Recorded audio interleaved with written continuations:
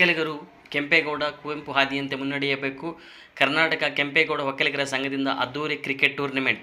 ಚಿಂತಾಮಣಿ ನಗರ ಹೊರವಲಯದ ಕರೇಪಲ್ಲಿ ಗ್ರಾಮದಲ್ಲಿ ಕರ್ನಾಟಕ ಕೆಂಪೇಗೌಡ ಒಕ್ಕಲಿಗರ ಸಂಘದ ವತಿಯಿಂದ ಆಯೋಜಿಸಲಾಗಿದ್ದ ಓಪನ್ ಕ್ರಿಕೆಟ್ ಟೂರ್ನಿಮೆಂಟ್ ಪಂದ್ಯಾವಳಿಯನ್ನು ರಾಜ್ಯ ಒಕ್ಕಲಿಗರ ಸಂಘದ ಮುಖಂಡರಾದಂತಹ ಉಮಾಪತಿ ಶ್ರೀನಿವಾಸ್ ಗೌಡ ಹಾಗೂ ಕೋನಪರೆಡ್ಡಿ ದೀಪ ಬೆಳಗುವುದರ ಮೂಲಕ ಉದ್ಘಾಟಿಸಿದರು. ಈ ಕ್ರೀಡೆಯಲ್ಲಿ ಮುಖ್ಯ ಅತಿಥಿಗಳಾಗಿ ಚಲನಚಿತ್ರ ನಿರ್ಮಾಪಕ ಉಮಾಪತಿ ಶ್ರೀನಿವಾಸ್ ಗೌಡ ಹಾಗೂ ಒಕ್ಕಲಿಗರ ರಾಜ್ಯ ಪ್ರಧಾನ ಕಾರ್ಯದರ್ಶಿಯಾಗಿರ್ತಕ್ಕಂಥ ಕೋನಪರೆಡ್ಡಿ ಅವರು ಸಹ ಈ ಕಾರ್ಯಕ್ರಮದಲ್ಲಿ ಭಾಗವಹಿಸಿ ಕ್ರೀಡಾಪಟುಗಳನ್ನು ಹುರಿದುಂಬಿಸಿದರು. ಟೂರ್ನಿಮೆಂಟ್ ಕಾರ್ಯಕ್ರಮವನ್ನು ದೀಪ ಬೆಳಗುವುದರ ಮೂಲಕ ಉದ್ಘಾಟಿಸಿದ ನಂತರ ಮಾತನಾಡಿದ ಉಮಾಪತಿ ಶ್ರೀನಿವಾಸ್ ಗೌಡ ಅವರು, ಒಕ್ಕಲಿಗ ಸಮುದಾಯವು ಕೆಂಪೇಗೌಡ ತತ್ವ ಸಿದ್ಧಾಂತಗಳನ್ನು ಪಾಲಿಸುತ್ತಾ ಬಂದಿದೆ. ನಾವು ಯಾರ ಬಗ್ಗೆಯೂ ದ್ವೇಷ ಸಾಧಿಸುವುದಲ್ಲ ಅಥವಾ ಜಾತಿವಾದಿಗಳಲ್ಲ. ಯಾಕೆಂದರೆ ಸಮುದಾಯದ ಮೇಲೆ ಸಾಕಷ್ಟು ಇಂತಹ ಆರೋಪಗಳು ಬಂದಾಗ ನಾವೆಲ್ಲರೂ ಸಹ ಒಗ್ಗಟ್ಟಾಗಿ ನಿಲ್ಲಬೇಕಾಗುತ್ತದೆ. ನಾವು ಕೇವಲ ಹಬ್ಬ ಹರಿದಿನಗಳಲ್ಲಿ ಮಾತ್ರವಲ್ಲದೆ ಕಷ್ಟ ಸುಖದ ಸಮಯದಲ್ಲೂ ಸಹ ನಿಮ್ಮ ಜೊತೆಗೆ ಇರ್ತೀವಿ ಎಂದು ಸಮುದಾಯಕ್ಕೆ ಧೈರ್ಯವನ್ನು ತುಂಬಿದರು. ಅಲ್ಲದೆ ಸ್ಥಳೀಯವಾಗಿ ಎಲ್ಲರೊಂದಿಗೂ ಸೌಹಾರ್ದತೆಯಿಂದ ಬದುಕಬೇಕೆಂದು ಕರೆ ನೀಡಿದರು. ಒಕ್ಕಲಿಗರ ಸಂಘದ ರಾಜ್ಯ ನಿರ್ದೇಶಕರಾಗಿರ್ತಕ್ಕಂಥ ಕೋನಪರೆಡ್ಡಿ ಅವರು ಮಾತನಾಡಿ, ದೇಶದಲ್ಲಿ ವಿವಿಧ ಜಾತಿಗಳಿದ್ದರೂ ಸಹ ಎಲ್ಲರೂ ಒಗ್ಗಟ್ಟಾಗಿ ಸಾಗಬೇಕೆಂಬುದೇ ನಮ್ಮ ಉದ್ದೇಶ. ಕ್ರೀಡೆಯು ಯಾವುದೇ ಜಾತಿ ಅಥವಾ ಧರ್ಮಕ್ಕೆ ಸೀಮಿತವಾದದ್ದಲ್ಲ. ಇದು ಸಮಾಜದ ಪ್ರತಿಯೊಬ್ಬರಿಗೂ ಸಹ ಬೇಕಾಗಿರ್ತಕ್ಕಂಥದ್ದು ಮತ್ತು ಭಾಗವಹಿಸಬೇಕಾಗಿರ್ತಕ್ಕಂಥ ಚಟುವಟಿಕೆ. ಹಾಗಾಗಿ ಕ್ರೀಡಾಪಟುಗಳು ಸೌಹಾರ್ದತೆಯಿಂದ ಆಟವಾಡಬೇಕು ಎಂದು ಹಾರೈಸಿದರು. ಕೆಂಪೇಗೌಡ ಒಕ್ಕಲಿಗರ ಸಂಘವು ಇಂತಹ ಇನ್ನೂ ಹಲವಾರು ಸಮಾಜಮುಖಿ ಕಾರ್ಯಕ್ರಮಗಳನ್ನು ಹಮ್ಮಿಕೊಳ್ಳಲು ಅವರು ಸೂಚಿಸಿದರು. ಅದೇ ರೀತಿಯಾಗಿ ಈ ಸಂದರ್ಭದಲ್ಲಿ ಒಕ್ಕಲಿಗರ ಸಂಘದ ರಾಜ್ಯ ಮುಖಂಡರಾಗಿರ್ತಕ್ಕಂಥ ಡಾಕ್ಟರ್ ರಮೇಶ್, ಕೆ ಮಂಜುನಾಥ್, ಪ್ರಕಾಶ್, ಕರ್ನಾಟಕ ಕೆಂಪೇಗೌಡ ಒಕ್ಕಲಿಗರ ಸಂಘದ ರಾಜ್ಯಾಧ್ಯಕ್ಷರಾಗಿರ್ತಕ್ಕಂಥ JC ರಘುನಾಥ ರೆಡ್ಡಿ, ಸುರೇಂದ್ರ ರೆಡ್ಡಿ, ವಕೀಲರಾಗಿರ್ತಕ್ಕಂಥ ಮಂಜುನಾಥ ರೆಡ್ಡಿ, ಮಲ್ಲಿಕಾರ್ಜುನ್ ರೆಡ್ಡಿ, ಸದಾಶಿವ ರೆಡ್ಡಿ, ಬೈರೇಗೌಡ, ಅರವಿಂದ್ ರೆಡ್ಡಿ, ಶ್ರೀನಾಥ್, ಅಂಬರೀಶ್, ಕಾರ್ತಿಕ್ ಸೇರಿದಂತೆ ಸಂಘದ ಎಲ್ಲ ಪದಾಧಿಕಾರಿಗಳು, ಸ್ಥಳೀಯರು ಸಹ ಈ ಕಾರ್ಯಕ್ರಮದಲ್ಲಿ ಭಾಗವಹಿಸಿದ್ದರು. ವಿಶೇಷವಾಗಿ ಕ್ರೀಡಾಪಟುಗಳು ಸಹ ಈ ಕಾರ್ಯಕ್ರಮದಲ್ಲಿ ಭಾಗವಹಿಸಿದ್ದರು.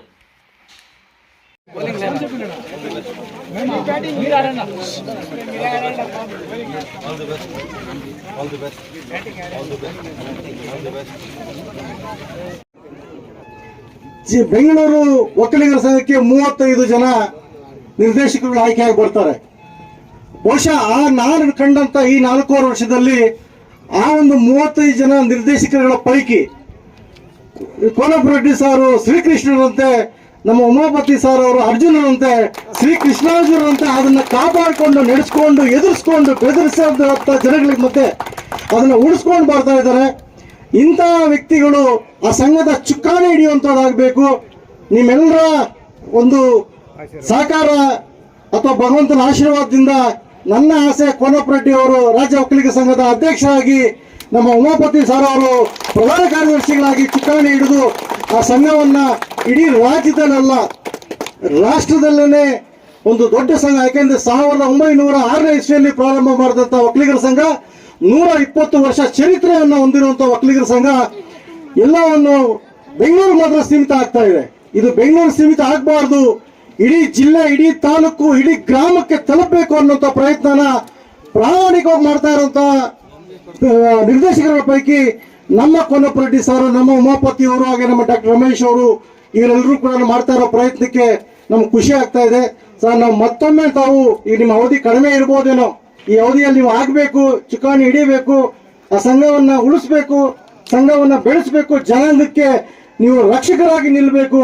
ಯಾಕಂದ್ರೆ ಈ ದೇಶಕ್ಕೆ ಸೈನಿಕರು ಯಾವ ರೀತಿ ಮುಖ್ಯನೋ, ಈ ದೇಶಕ್ಕೆ ಅನ್ನ ಕೊಡೋ ರೈತರು ಯಾವ ರೀತಿ ಮುಖ್ಯನೋ, ಆ ಅನ್ನ ಕೊಡುವಂತ ಒಕ್ಕಲಿಗರ ಸಂಘ ಸಂಸ್ಥೆಗೆ ನೀವುಗಳು ರಕ್ಷಕರಾಗಿ ನಿಲ್ಲುವಂಥದ್ದು ಬಹಳ ಮುಖ್ಯ ಅನ್ನೋ ಮಾತನ್ನು ಹೇಳ್ತಾ, ಭಗವಂತ ನಿಮ್ಮ ಶಕ್ತಿಯನ್ನ ಇನ್ನೂ ದಯಪಾಲಿಸಲಿ. ಮತ್ತೊಂದು ಅವಧಿನಲ್ಲೂ ನೀವು ಭಾರತದಂತ ದೇಶದಲ್ಲಿ ವಿಭಿನ್ನ ಜಾತಿಗಳು ಇವೆ. ಎಲ್ಲ ಜಾತಿಗಳು ಒಟ್ಟಾಗಿ ಸಾಗಬೇಕು ಅನ್ನೋದೇ ಎಲ್ಲರ ಉದ್ದೇಶ.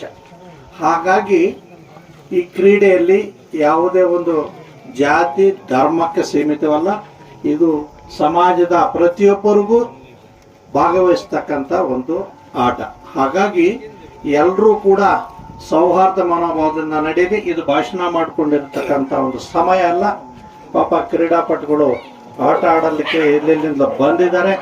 ಹಾಗಾಗಿ ಈ ಒಂದು ಕೆಂಪೇಗೌಡ ಕರ್ನಾಟಕ ಕೆಂಪೇಗೌಡ ಒಕ್ಕಲಿಗರ ಸಂಘ ಇನ್ನಷ್ಟು ಒಂದು ಕಾರ್ಯಕ್ರಮಗಳನ್ನು ರೂಪಿಸಲಿ, ಸಂಘ ಬಲಿಷ್ಠವಾಗಲಿ ಅಂತ ನಾನು ಶುಭ ಹಾರೈಸ್ತಾ ನನ್ನ ಮಾತು. ಯಾವುದೇ ಒಂದು ಜಾತಿ ಪರ ಇನ್ನೊಂದು ಜಾತಿ ವಿರುದ್ಧ ಅನ್ನೋದು ಸುಳ್ಳು. ಯಾಕೆಂದ್ರೆ ತಲೆಯಲ್ಲಿಟ್ಕೊಳ್ಳಿ, ಕೆಂಪೇಗೌಡರು ತತ್ವನ ನಾವು ಬಹಳ ಹೃದಯದಲ್ಲಿಟ್ಕೊಂಡು ತಲೆಯಲ್ಲಿಟ್ಕೊಂಡು ಬದುಕುವಂಥ ಸಮುದಾಯ ಒಕ್ಕಲಿಗ ಸಮುದಾಯ. ನಾವ್ಯಾರಿಗೂ ತೊಂದರೆ ಕೊಡುವಂಥವರು ಅಲ್ಲ, ಜಾತಿವಾದಿಗಳು ಅಲ್ಲ. ಆದರೆ ಸಮಯ ಸಂದರ್ಭದಲ್ಲಿ ನಮ್ಮನ್ನ ಕೆಣಕುವಂಥ ಸಂದರ್ಭಗಳು ಬಂದಾಗ ಖಂಡಿತವಾಗ್ಲೂ ಅವತ್ತಿನ ಸಂದರ್ಭದಲ್ಲೂ ನಾವು ಬಹಳ ಗಾಂಭೀರ್ಯವಾಗಿ ಬಹಳ ತೂಕವಾಗಿ ನಡ್ಕೊಂಡು ಅನ್ಯ ಧರ್ಮದವ್ರಿಗೂ ಗೌರವ ಕೊಟ್ಟು ನಮ್ಮ ಜನಾಂಗದವ್ರಿಗೂ ಬದುಕು ಚಲನ ತಿಳಿಸಿ, ಮತ್ತೆ ಈ ನಮ್ಮ ಪಾತ್ರ ಕೋನಪ್ರೆಡ್ಡಿ ಸರ್ದಿರ್ಬೋದು, ನಮ್ದಿರ್ಬೋದು, ಇನ್ನು ಅನೇಕ ಸದಸ್ಯರುಗಳು ಇಲ್ಲಿ ಬಂದಿದ್ದಾರೆ. ನಮ್ಮ ಪಾತ್ರ ಬರೀ ನಿಮ್ಮ ವಿಜೃಂಭಣೆ ಮತ್ತೆ ನಿಮ್ಮ ಹಬ್ಬ ಹರಿದಿನಗಳಿಗೆ ಮಾತ್ರ ಅಲ್ಲದೆ ಆಟ ಊಟ ಕಷ್ಟ ಸುಖ ಎಲ್ಲದಕ್ಕೂ ನಾವು ಜೊತೆಲಿರ್ತೀವಿ. ಬೆಂಗಳೂರಿಂದ ನಮ್ಗೇನು ಇಲ್ಲಿ 2 ಅವರ್ ಮಾತ್ರ ಅಷ್ಟೇ.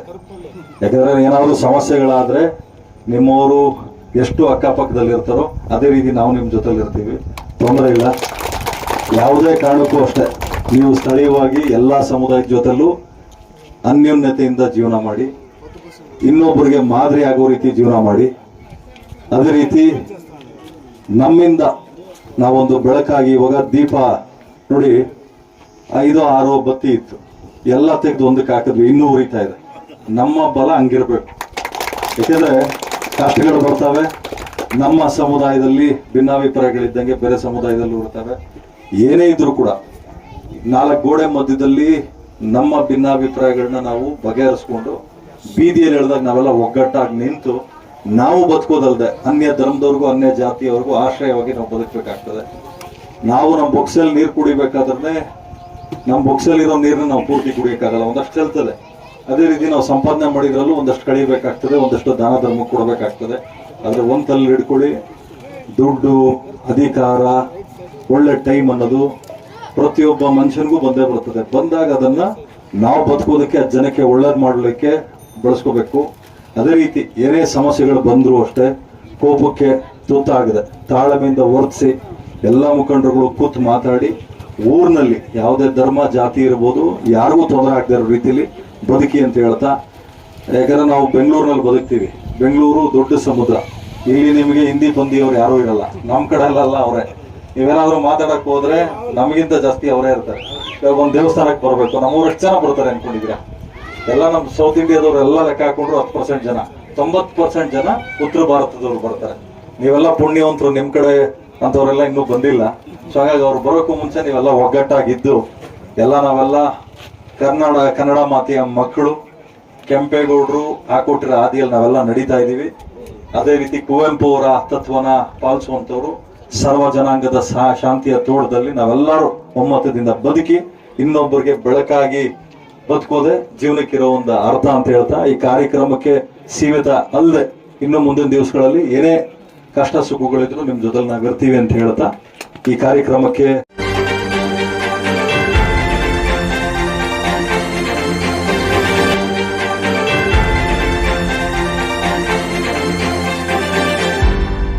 ನೀವು ನಮ್ಮ ಚಾನಲ್ಗೆ ಸಬ್ಸ್ಕ್ರೈಬ್ ಆಗಿಲ್ಲ ಅಂದ್ರೆ ಈಗಲೇ ಸಬ್ಸ್ಕ್ರೈಬ್ ಆಗಿ ಪಕ್ಕದಲ್ಲೇ ಇರುವ ಬೆಲ್ ಐಕಾನ್ ಕ್ಲಿಕ್ ಮಾಡಿ. ಮತ್ತಷ್ಟು ಅಪ್ಡೇಟ್ಗಳಿಗಾಗಿ ಫೇಸ್ಬುಕ್, ಇನ್ಸ್ಟಾಗ್ರಾಮ್, ಟ್ವಿಟರ್ನಲ್ಲಿ ಫಾಲೋ ಆಗಿ.